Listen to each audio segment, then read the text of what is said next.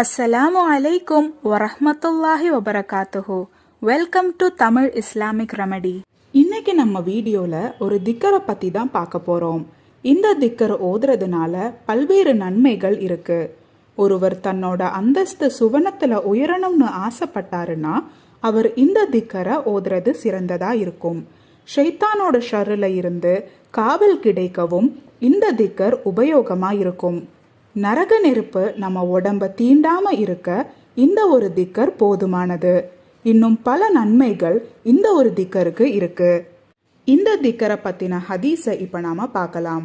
புகாரி மற்றும் முஸ்லிம்ல பதிவு செய்யப்பட்ட ஹதீஸ்ல நபி ஸல்லல்லாஹு அலைஹி வஸல்லம் அவர்கள் கூறினார்கள், எவரொருவர் இந்த திக்கரை ஒரு நாள் 100 முறை ஓதுவாரோ அவருக்கு அல்லாஹு தஆலா 10 அடிமைகளை விடுவித்ததின் கூலியை கொடுப்பான்.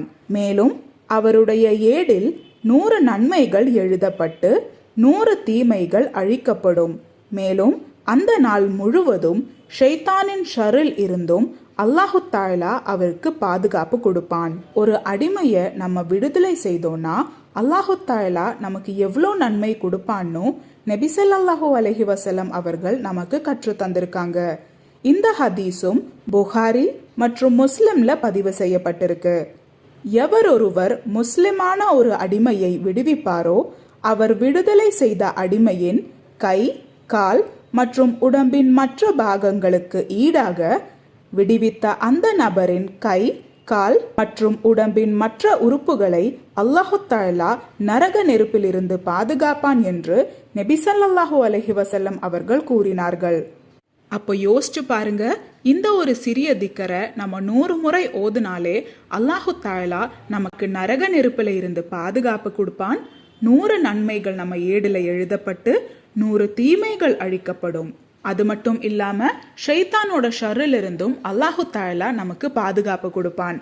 இது மட்டும் இல்லாம இன்னும் எக்கச்சக்க நன்மைகள் இந்த ஒரு திக்கருக்கு இருக்கு. அதனால இன்ஷா அல்லாஹ் இந்த ரமலான் மாதம் முடியறதுக்குள்ள இந்த திக்கரை ஒரு நாள் 100 முறை ஓத கண்டிப்பா மறந்துடாதீங்க.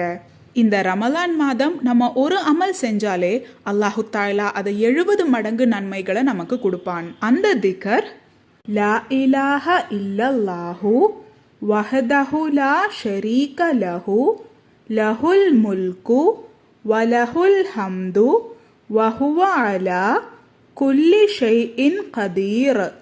லா இலாஹ இல்லல்லாஹு வஹ்தஹு லா ஷரீக லஹு லஹுல் முல்கு வலஹுல் ஹம்து வஹுவ அலா குல்லி ஷைஇன் கதீர். அல்லாஹு தஆலா நாம் அனைவருக்கும் நாளை சுவனத்தில் மிக உயர்ந்த பதவியை தந்து அருள் புரிவானாக. ஆமீன்.